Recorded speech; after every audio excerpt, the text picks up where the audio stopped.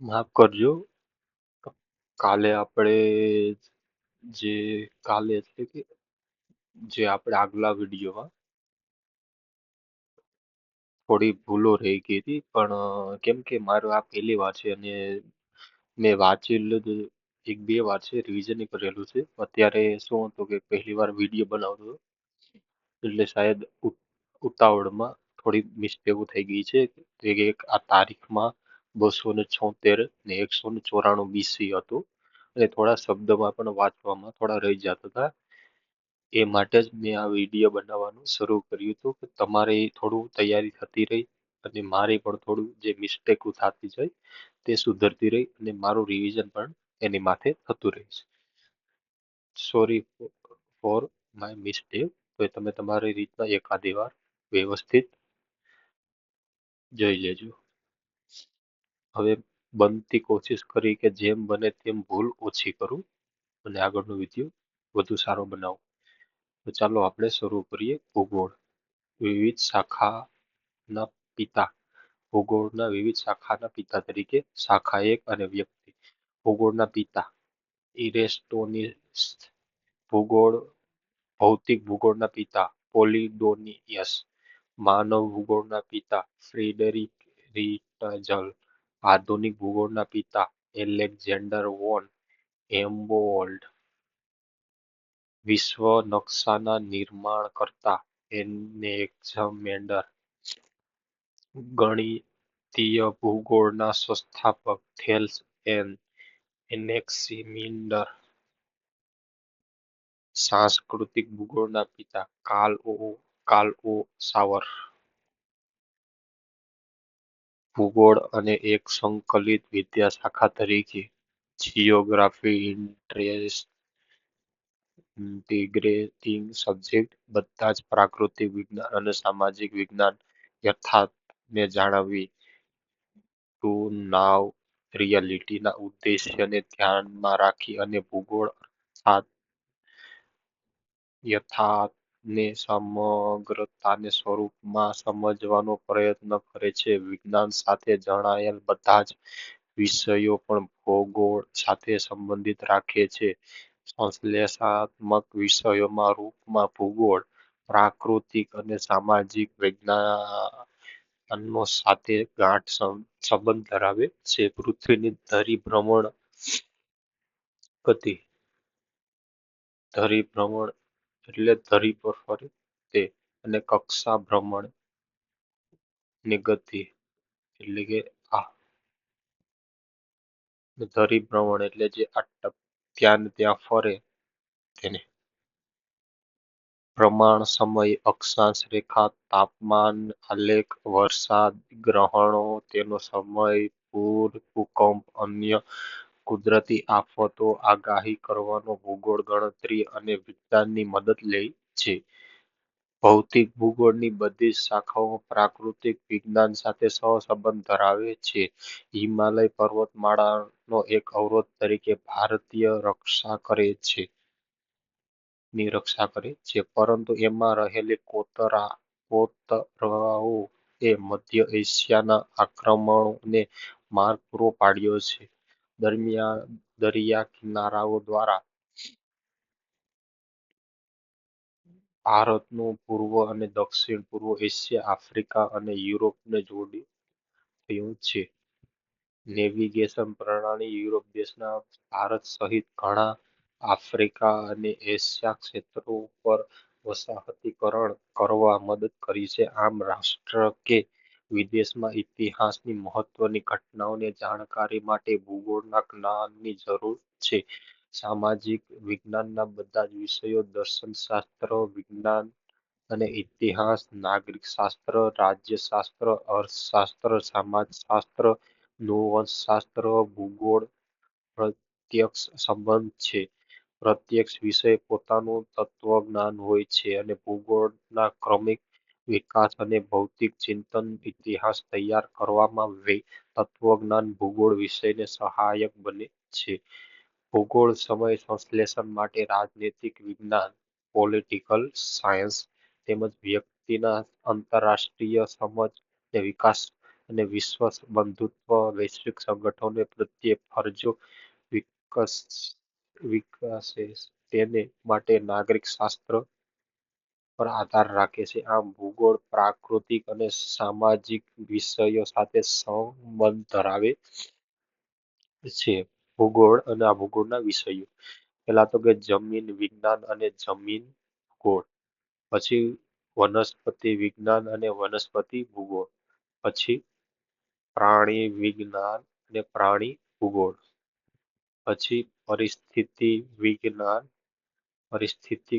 વિજ્ઞાન અને માનવ ભૂગોળ, પછી પર્યાવરણ વિજ્ઞાન અને પર્યાવરણ ભૂગોળ, સાંસ્કૃતિક ભૂગોળ અને નૃવંશશાસ્ત્ર, પછી ભૌગોલિક ચિંતન અને દર્શન શાસ્ત્ર, સામાજિક ભૂગોળ અને શાસ્ત્ર, ઐતિહાસિક ભૂગોળ અને ઇતિહાસ, રાજકીય ભૂગોળ અને રાજનૈતિક શાસ્ત્ર, અને વસ્તી ભૂગોળ અને વસ્તી શાસ્ત્ર, આર્થિક ભૂગોળ અને અર્થશાસ્ત્ર, આર્થિક સંખ્યાત્મક ભૂગોળ અને પરિમાણાત્મક ભૂગોળ, ગણિત અને ખગોળશાસ્ત્ર અને ગણિત અને ખગોળ ભૂગોળ, અને ભૂગોળ વિજ્ઞાન, ભૂરચના શાસ્ત્ર, હવામાન શાસ્ત્ર અને આબોહવા શાસ્ત્ર. ભૂગોળના વિવિધ શાખાઓ. ભૂગોળની શાખાઓ 20મી સદીમાં પૃથ્વીના ભૂપૃષ્ઠ પર અભ્યાસ પદ્ધતિ તથા ક્ષેત્રીય પ્રદેશોના બે દૃષ્ટિકોણ થવા લાગ્યા છે. 1950 સુધીમાં માનવીને સમજાઈ ગયું કે પૃથ્વી પ્રાકૃતિક સંસાધનો સજીવોનો સંપૂર્ણ આધાર છે. 21મી સદીમાં પ્રાકૃતિક ભૂગોળ અને માનવીય ભૂગોળ બંને અલગ સમાન મહત્વ મળ્યું. ભૂગોળમાં ભૂપૃષ્ઠ ના અભ્યાસમાં બે અભિગમો છે. ક્રમબદ્ધ પદ્ધતિસર અભ્યાસ અભિગમ, જેને સિસ્ટેમિક એપ્રોચ કહેવામાં આવે છે, અને બીજો છે પ્રાદેશિક અભિગમ, જેને રિજનલ અપ્રોચ કહેવામાં આવે છે. પેલું છે ક્રમબદ્ધ અને પદ્ધતિસર અભ્યાસનો અભિગમ સિસ્ટમેટિક અપ્રોચ, અને બીજું છે પ્રાદેશિક અભિગમ રિજનલ અપ્રોચ. ભૂગોળના અભિગમો. ક્રમબદ્ધ અને પદ્ધતિસર અભ્યાસનો અભિગમ પ્રાદેશિક અને અભિગમ. ભૌતિક ભૂગોળ, માનવ ભૂગોળ, જૈવિક ભૂગોળ, ભૌગોલિક પ્રવૃત્તિઓ અને પ્રાકૃતિકો. પેલું છે ભૌતિક ભૂગોળો. ભૂગોળના અભિગમો. ક્રમબદ્ધ અથવા પદ્ધતિસર અભ્યાસનો અભિગમ, ભૌતિક ભૂગોળ, અને ભૌતિક ભૂગોળમાં ભૂસ્વરૂપો વિજ્ઞાન, આબોહવા વિજ્ઞાન, સમુદ્ર વિજ્ઞાન, જમીન વિજ્ઞાન અને જળ વિજ્ઞાન. ક્રમબદ્ધ પદ્ધતિસર અભ્યાસ અભિગમમાં બીજું છે માનવ ભૂગોળ, સામાજિક તેમજ સાંસ્કૃતિક ભૂગોળ, ઐતિહાસિક ભૂગોળ, વસ્તી ભૂગોળ, રાજકીય ભૂગોળ અને આર્થિક ભૂગોળ. પછી આવે ક્રમબદ્ધ પદ્ધતિસર અભ્યાસ અભિગમમાં ત્રીજો આવે જૈવિક ભૂગોળ, પરિસ્થિતિક ભૂગોળ, વનસ્પતિક ભૂગોળ, પર્યાવરણીય ભૂગોળ, પ્રાણી ભૂગોળ, અને ભૌગોલિક પદ્ધતિ અને પ્રાકૃતિક નકશા નિર્માણ, માત્રાત્મક ભૂગોળ, ક્ષેત્રીય અધ્યાત્મક ભૌગોલિક માહિતી. પ્રાદેશિક અભિગમ, પ્રાદેશિક અધ્યયન, પ્રાદેશિક વિશ્લેષણ, પ્રાદેશિક વિકાસ, પ્રાદેશિક આયોજન. ભૂગોળના અભિગમો પૂરા થયા. હવે આવશે ક્રમબદ્ધ અથવા પદ્ધતિસર અભ્યાસનો અભિગમ. સામાન્ય ભૂગોળ અભિગમ પ્રવર્તક જર્મન ભૂગોળવિદ એલેક્ઝાન્ડર વોન હોમબોલ્ટ છે. આ અભિગમ પ્રમાણે ધનાવરણ, વાતાવરણ, જીવાવરણ, કૃષિ, વનસ્પતિ, ખનિજ, ઉદ્યોગ, પરિવહન, વ્યાપાર વગેરે અલગ અલગ ભૌગોલિક તત્વોને પ્રકરણોમાં વિભાજિત કરી બધા જ પ્રકરણોનો અભ્યાસ વૈશ્વિક સ્તરે કરવામાં આવે છે. વિશ્વ સ્તરે અભ્યાસ કર્યા પછી ક્ષેત્રીય સ્વરૂપમાં વર્ગીકૃત પ્રકારોમાં અભ્યાસ કરવામાં આવે છે. જેમ કે કુદરતની વનસ્પતિ. સર્વપ્રથમ તેનું વૈશ્વિક સ્તર અધ્યયન કરવામાં આવે છે. પછી તે સ્વરૂપો વર્ગીકૃત પ્રકારે ભૂમિ સ્વરૂપ પ્રકારે વનસ્પતિ શંકુદ્રમ પ્રકારે વનસ્પતિ અને ચોમાસા પ્રકારની વનસ્પતિ વિષુવવૃત્ત પ્રકારની વનસ્પતિ જાણકારી આપવામાં આવે છે. પદ્ધતિસર અભિગમના આધારે ભૂગોળની શાખાઓ: ભૌતિક ભૂગોળ ફિઝિકલ જીઓગ્રાફી, માનવ ભૂગોળ હ્યુમન જીઓગ્રાફી, જૈવિક ભૂગોળ બાયોજીઓગ્રાફી, ભૌગોલિક અને પ્રવિધિઓ અને પ્રયુક્તિઓ, જીઓગ્રાફિકલ મેથડ્સ ટેકનિક્સ. ભૌતિક ભૂગોળ ફિઝિકલ જીઓગ્રાફી. ભૌતિક ભૂગોળને નીચે મુજબ પેટા વિભાગોમાં વહેંચવામાં આવે છે. પેલું તો જીસીઆરટી મુજબ 5 પેટા પ્રકારમાં વહેંચવામાં આવે છે. જેમાંથી પહેલું આવે ભૂ સ્વરૂપે વિજ્ઞાન કે શાસ્ત્ર. જીઓમો એક જ મિનિટ. આપણે ગુજરાતી મીડિયમના સ્ટુડન્ટ એટલે ઇંગ્લિશમાં થોડો ઉચ્ચારણમાં ભૂલ પડી શકે છે, તો એ બનતી કોશિશ કરું. જીઓમોફોલોજી,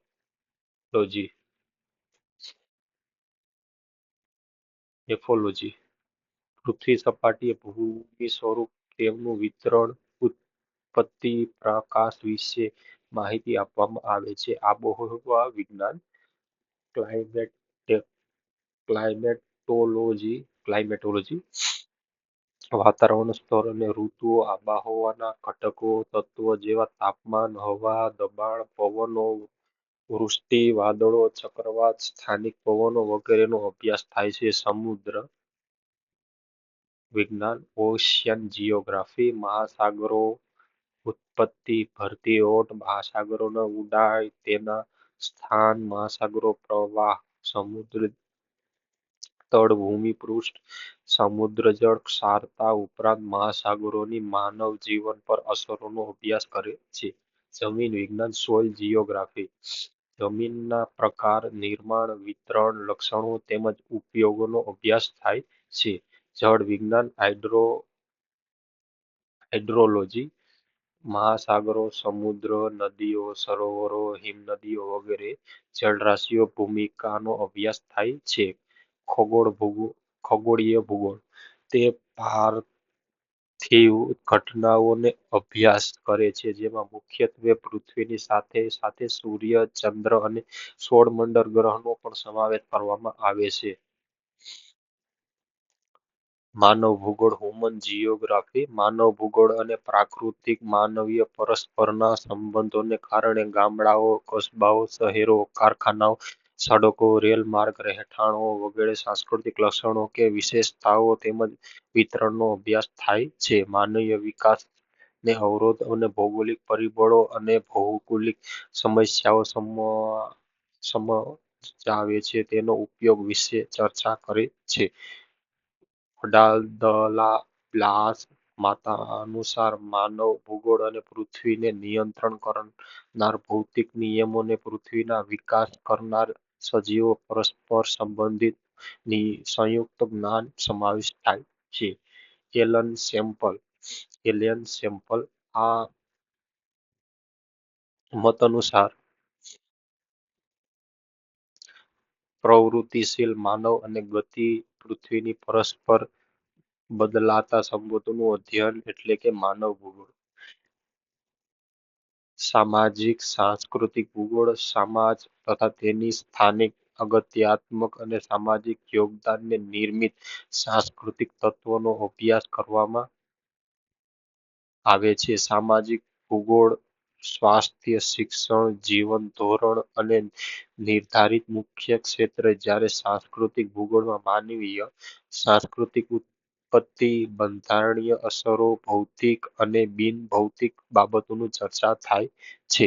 માનવીય ભૂગોળનો ઉપશાખાઓ નીચે મુજબ છે. ઐતિહાસિક ભૂગોળ, દરેક પ્રદેશ કે ક્ષેત્ર તેની વર્તમાન સ્થિતિ પૂર્વે અનુભવેલ ઐતિહાસિક ઘટનાઓનો અભ્યાસ કરવામાં આવે છે.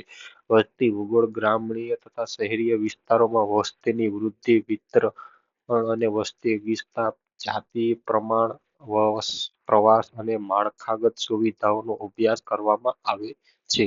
રાજકીય ભૂગોળ, દેશની સરહદો, ચૂંટણીઓ, વિસ્તારોનું સીમાંકન, અને દેશો વચ્ચેના ભૌગોલિક સંબંધોનો અભ્યાસ કરે છે તેમજ વસ્તીને રાજકીય વ્યવહારો સમજવા સૈદ્ધાંતિક રૂપરેખા પૂરી પાડે છે.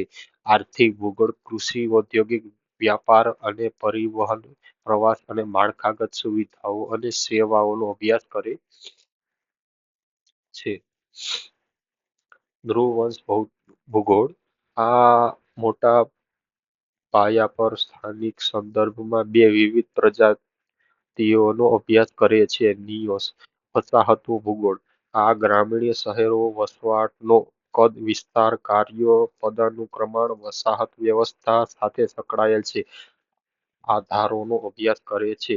પ્રાદેશિક ભૂગોળ આ ભૂગોળમાં પ્રદેશોના સીમાંકન અને તેની ભૌગોલિક વિશેષતાઓનો અભ્યાસ કરવામાં આવે છે. જૈવિક ભૂગોળ બાયોગ્રાફી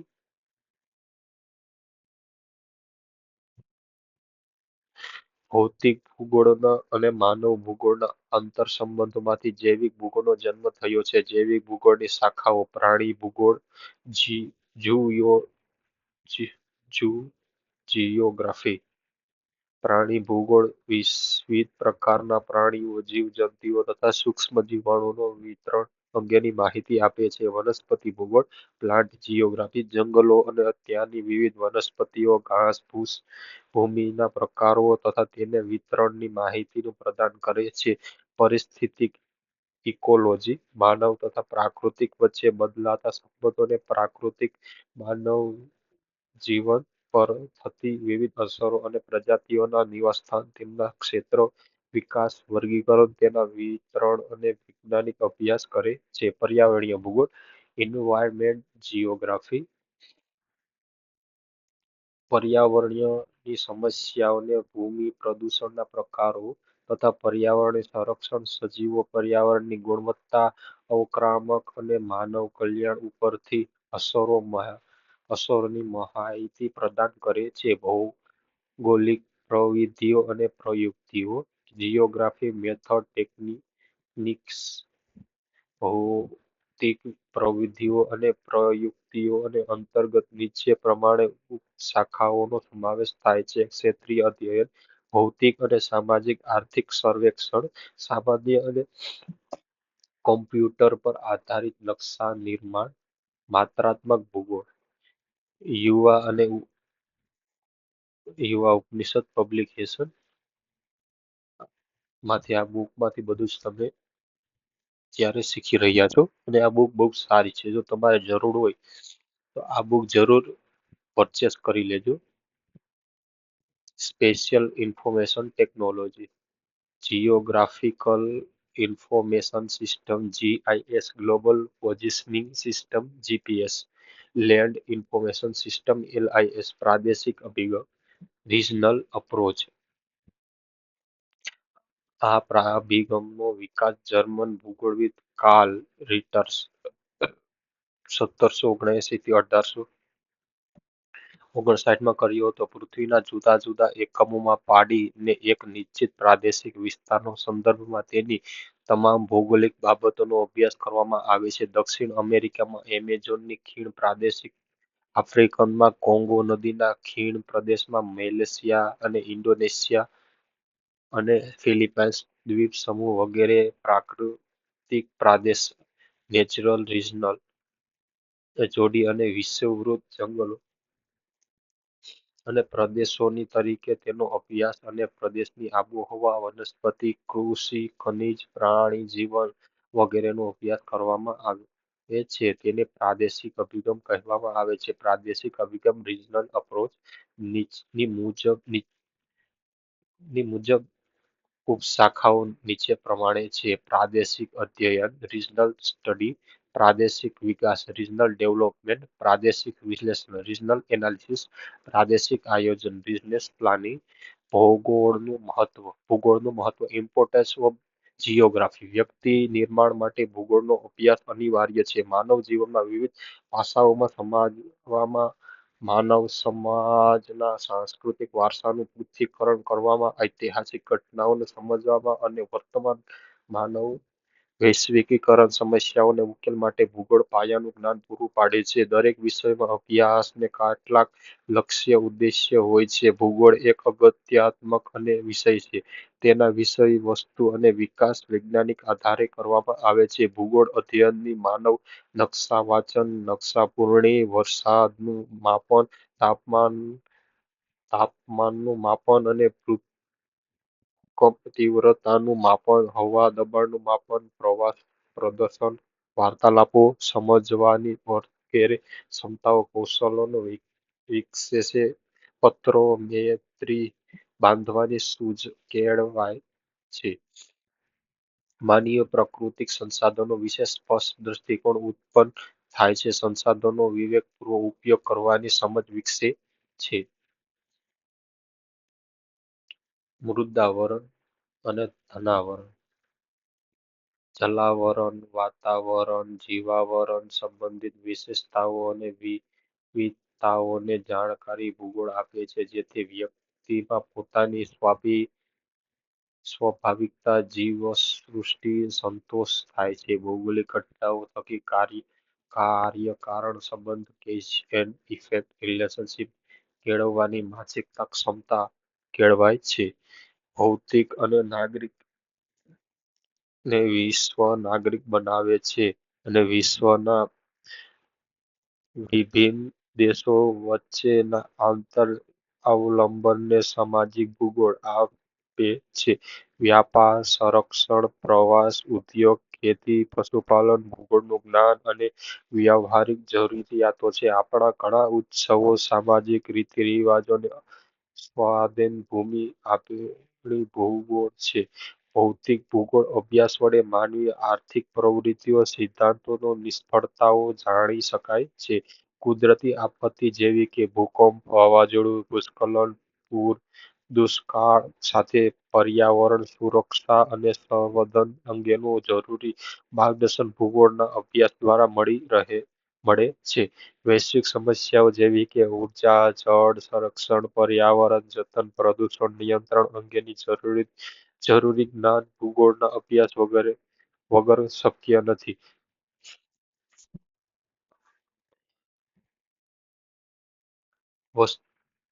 વધતી વસ્તી અને ઘટતી વસ્તી અને આતંકવાદ, ગરીબી જેવા પ્રશ્નો નિરાકરણ ઉકેલ માટે ભૂગોળનું જ્ઞાન જરૂરી છે. વસુધૈવ કુટુંબકમ સમગ્ર વિશ્વ એક પરિવાર છે તેની ભાવના ભૂગોળના અભ્યાસ દ્વારા ચરિતાર્થ થાય છે.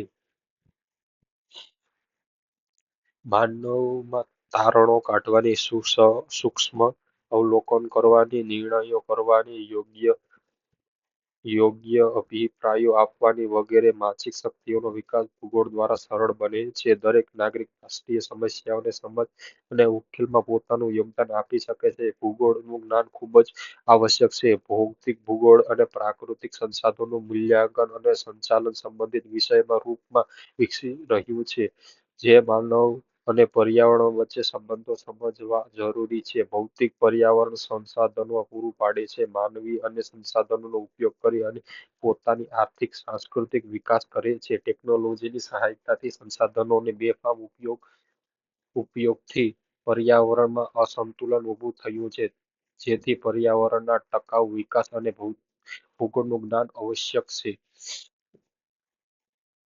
હવે આપણે ઓનલાઈન જોઈએ. સૌ પ્રથમ ભૂગોળ માટે જીઓગ્રાફી શબ્દ કોણે પ્રયોજ્યો હતો? તો ગ્રીક ભૂગોળવિદ ઇરેસ્ટોનિસ. જીઓગ્રાફી શબ્દ કઈ ભાષા ઉપરથી ઉતરી આવ્યો છે? તો કે ગ્રીક.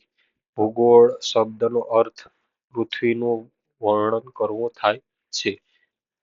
ઈસવીસન પૂર્વે બીજી સદીમાં પૃથ્વી પરિઘ માપવાનો પ્રયત્ન કોણે કર્યો હતો? ઇરેસ્ટોનિસે. વિશ્વનો પ્રથમ ભૂગોળવિદ કોણ છે? થેલ્સ. પૃથ્વીના અક્ષાંશરૂપ દેશની ભૌગોલિક સ્થાનિક વિશે માહિતી રજૂ કરનાર ભૂગોળવિદ કોણ હતો?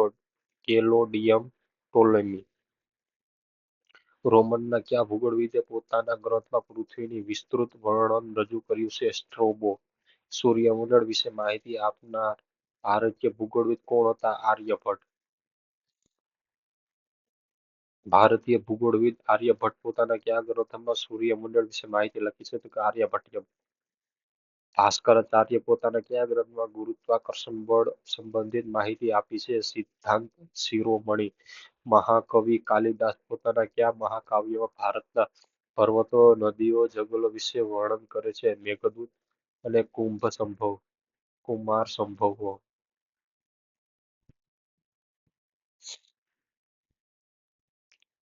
તો બસ અહીંયા સુધી હતું. હવે આગળનું આપણે આગળ જોશું. ત્યારે અહીં સુધી રાખીએ. ધન્યવાદ.